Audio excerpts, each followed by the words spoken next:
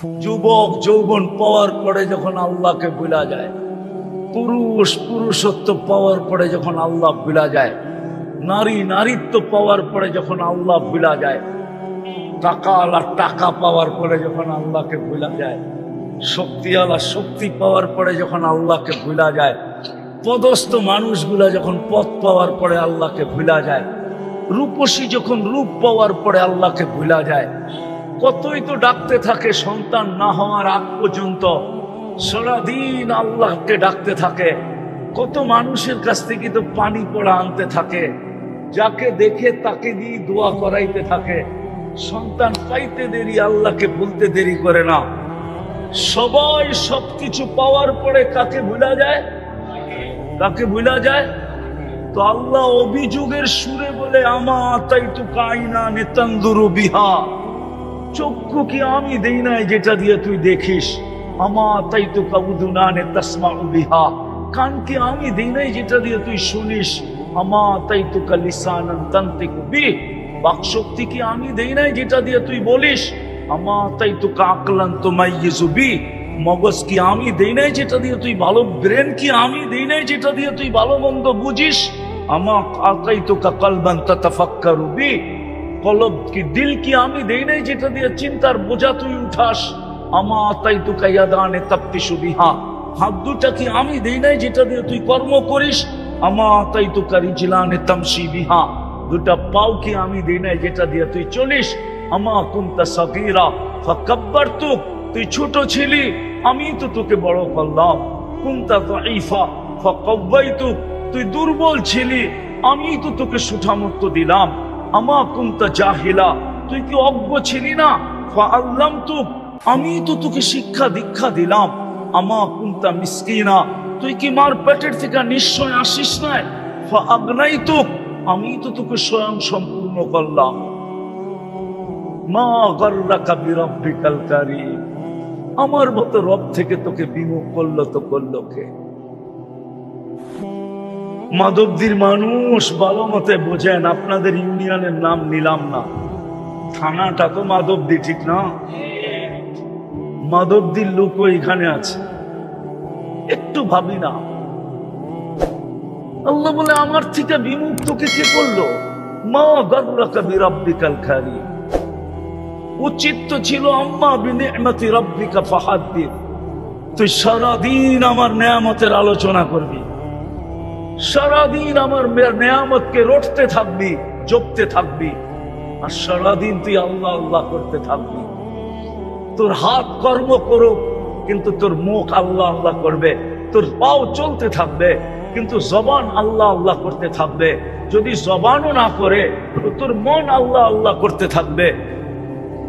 উচিত তো ছিল এটা, আমার থেকে তোকে বিমুখ কে করলো? মা গাররাকা বিরাব্বিকাল কারীম। এই কটা গণানের পরে আল্লাহ বলেন, উচিত তো ছিল আম্মা বিনি'মাতি রাব্বিকা ফাহাদ্দিস, আমার নেয়ামতের আর স্মরণ করা উচিত ছিল। উচিত তো ছিল না কুতিলাল ইনসানু মা আকফারা, অকৃতজ্ঞ হওয়া তো তোর জন্য শোভা ছিল না, শোভা পাইতো না তোর জন্য। তোর জন্য উচিত ছিল না যে তুই অকৃতজ্ঞ হবি। একটু আগেই তো আমি চিত্র দেখাইলাম, কিন্তু ভালো তো বাসি, দাবি তো করি বটে।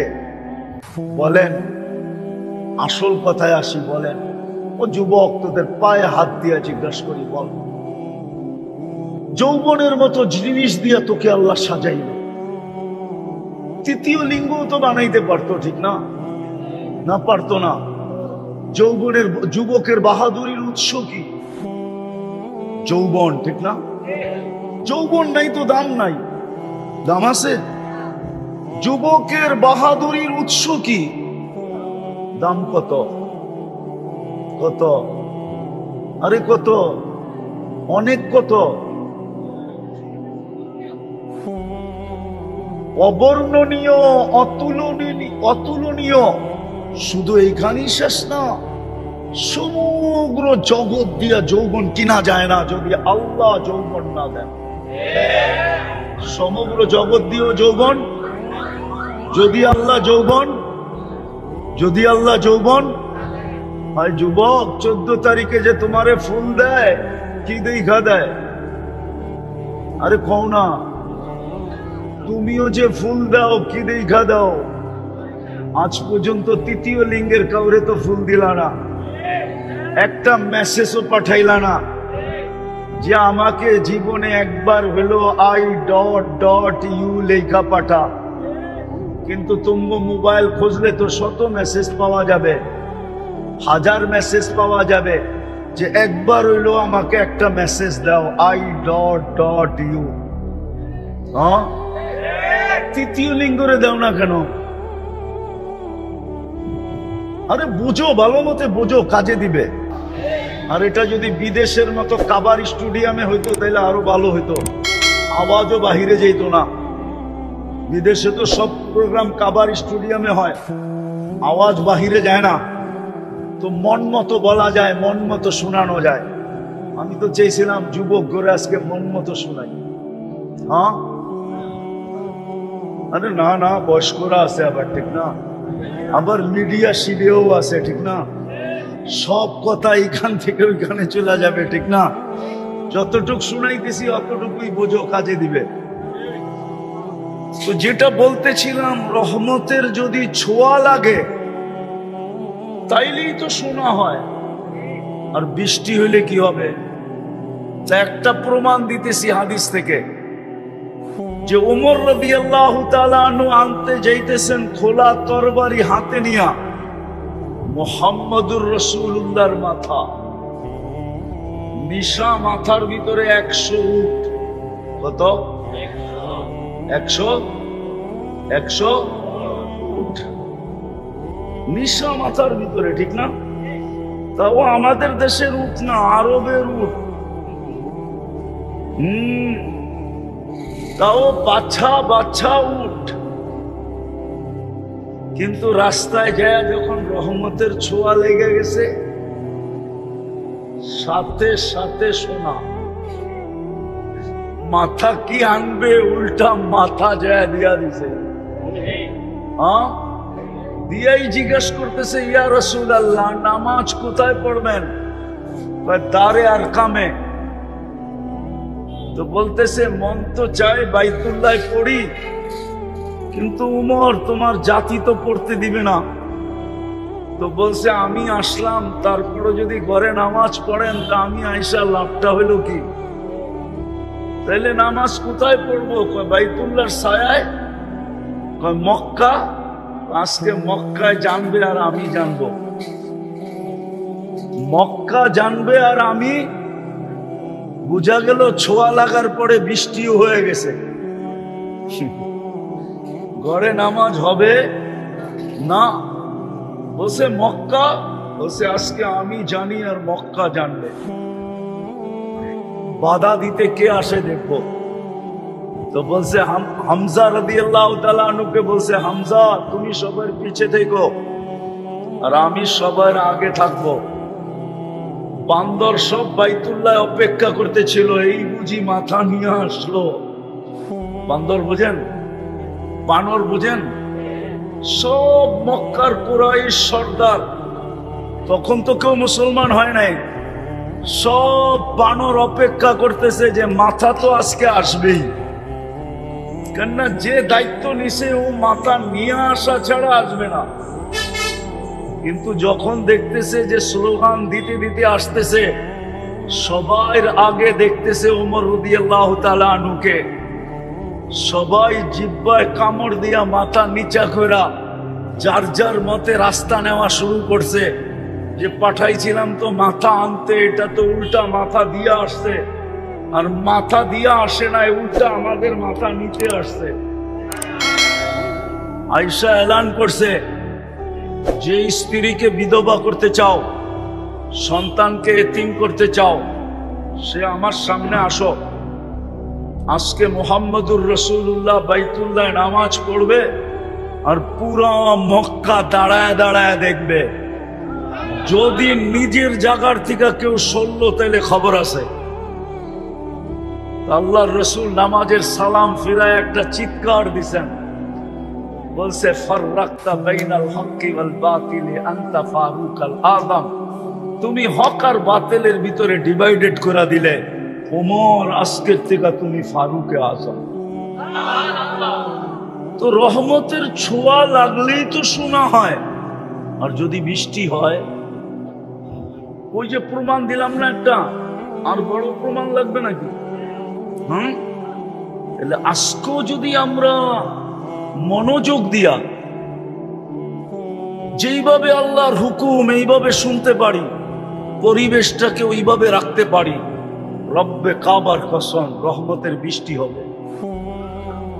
হইতে পারে চোখ দিয়েও দেখতে পারে, হইতে পারে, হইতে পারে চোখ দিয়েও দেখতে পারেন। কারণ আল্লাহর হুকুম যে মানবে, আল্লাহর ওয়াদা কি পাক্কা, সচ্চা, ঠাক্কা। আল্লাহর ওয়াদা বিলকুল পাক্কা, সচ্চা, ঠিক না? শুনবো তো? কথা চলতে ছিল দুইটা জিনিস দাবি তো করি, মনে প্রাণে, ঠিক না? বুকে হাত দিয়া, কোরআনে হাত রাখা, বাচ্চার মাথায় হাত দিয়া, বড় গলায় আমরা দুটা জিনিস দাবি করি। বড় গলায় বুঝেন, বড় জোরালু ভাবে আমরা দুটা জিনিস দাবি করি। বড় গলায়ও আবার বড় জোরালু ভাবে, ঠিক না? মাঝে মাঝে কোরআনে হাত রেখেও দাবি করি, মাঝে মাঝে কসম খায়ও দাবি করি, মাঝে মাঝে বুকে হাত রেখেও দাবি করি যে আমরা আল্লাহকে ভালোবাসি, আল্লাহর রসুলকে ভালোবাসি, ঠিক না? ভুল? হ্যাঁ, কোরআন রাখতে বললে, হাত রাখতে বললে রাখেন না, রাখেন না। দুটা জিনিস আমরা বড় জোর গলায় দাবি করি, বড় জোরালু ভাবে দাবি করি, কোরআনে হাত রাখা পর্যন্ত দাবি করি, সন্তানের মাথায় হাত রাখা পর্যন্ত দাবি করি, বুকে হাত রাখা পর্যন্ত দাবি করি যে আমরা আল্লাহকে ভালোবাসি, আল্লাহর রসুলকে ভালোবাসি, ঠিক না? আর ভালোবাসবো না কেন? যে না নুন খায় তারই গুণ গায়, ঠিক না? নুন আমরা সারাদিন কার খাই? আল্লাহর নুনই তো খাই, ঠিক না? নুন বুঝেন তো? লবণ, লবণ, লবণ। নুন না বুঝলে লবণ তো বুঝেন। সারাদিন লবণ কার খাই? সবচেয়ে বড় লবণ তো হইল যে আল্লাহ আমাদেরকে বাঁচায় রাখছেন, ঠিক না? না রাখলে কি করতাম, ঠিক না? কত জানাজাই তো ডেলি উঠে, ঠিক না? কত বাড়িতেই তো কান্নার রোল চলে, ঠিক না? কিন্তু কোনো অভিযোগ করার তো সুযোগ নাই, আছে নাকি? তো সবচেয়ে বড় নুন হইল আল্লাহ আমাদেরকে বাঁচায় রাখছেন, ঠিক না? এর চেয়ে বড় নেয়ামত কিচ্ছু নাই যে আমাকে বাঁচায় রাখছেন। মানুষ বাঁচার জন্য দেশ থেকে বিদেশে পর্যন্ত ছুটা যায়, এয়ার অ্যাম্বুলেন্স পর্যন্ত ভাড়া করে নিয়ে আসে, ঠিক না? জায়গা জমিন পর্যন্ত বিক্রি করে, এমনকি ভিক্ষার ঝুলি পর্যন্ত অন্যের কাছে রাখে, তারপরও মরতে চায় না, ঠিক না? আর আল্লাহ আমাদেরকে কি করছেন? বাঁচায় রাখছেন। চলেন আসল কথার দিকে যাই। দাবি তো করি বটে যে আমি আল্লাহকে ভালোবাসি, আর কাকে ভালোবাসি? কাকে? আওয়াজ না, আওয়াজ না। আওয়াজ করা মানে বোঝা যাবে শয়তান চলে আসছে, আল্লাহর হুকুম মানতে দিবে না। এই জন্য আওয়াজ ছাড়া, বিলকুল আওয়াজহীন আজকে আমরা জিতবো, শয়তানকে হারাবো না। পরিবেশে কোনো হট্টগোল হবে না, মনোযোগে কোনো কম হবে দুটোটাই কিন্তু আমি কোরআন থেকে দিতেছি। ফাসতামিউ ওয়া আনসিতু। আল্লাহ বলে ইদা কুরিয়াল কোরআন ফাসতামিউ, কোরআনী কথা যখন শুনো তো পরিপূর্ণ মনোযোগ দিয়ে শোনো। দ্বিতীয় আল্লাহর হুকুম হলো আনসিতু, বিলকুল পরিবেশটাকে নীরব রেখা শোনো। লাভও কিন্তু আল্লাহ বলছে লাভ, লাআল্লাকুম তুরহামুন, তাইলে রহমতের ছোঁয়া দিব না, শুধু ছোঁয়া, বরং বৃষ্টি নামায় দেব, বৃষ্টি। ছোঁয়া দিলেই তো শোনা হয়। কি ছোঁয়া দিলে কি হয়? মনে হয় বোঝেন নাই। ছোঁয়া দিলেই কি হয়? পরশ পাথর যদি লোহায় লাগে তো কি হয়? কি হয়? শোনা হয় না? পরশ পাথরের ছোঁয়া লাগলেই তো শোনা হয়। আর পরশ পাথর যদি লোহার সাথে বাঁধা দেয় তাহলে কি হবে? আরো কিছু ঘটবে, ঠিক না? আল্লাহ বলে শুধু ছোঁয়া দিলেই তো শোনা হয়ে যায়। আল্লাহর রহমতের ছোঁয়া যার উপরে লাগে সে শোনা হয়, শোনা। সে কি হয়? শোনা হয়ে যায়। প্রমাণ দিব? একটা প্রমাণ দেই, দিমু। 100 উটের নিশা, খোলা তরবারি হাতে, যার সামনে মক্কার ভূখণ্ডে কেউ দাঁড়ানোর সাহস নাই, ওই লোকটা চলতেছে মুহাম্মদুর রাসূলুল্লাহর মাথা নিয়ে আসবে। যাইতে যাইতে যাইতে যাইতে যাইতে এক জায়গায় যা পড়ছে, ওইখানে একটু অপেক্ষা করার কারণে রহমতের ছোঁয়া লেগে গেছে। আরে ওমর রাদিয়াল্লাহু তাআলা বইনের বাড়িতে না ঢুকলে তো কামই হয়েছিল, ঠিক না? বাড়িতে ঢুকছে আর রহমতের ছোঁয়া না লাগে নাই? সত্য তো, রহমতের ছোঁয়া লাগছে। ওয়াজ শুনতে আওয়াজ লাগে না, মনোযোগ লাগে। মাইক মুখের কথা কইেন না, শুধু মনোযোগ দিয়ে শুনতে থাকেন, কথা বুঝেও আসবে, কান পর্যন্ত পৌঁছবে।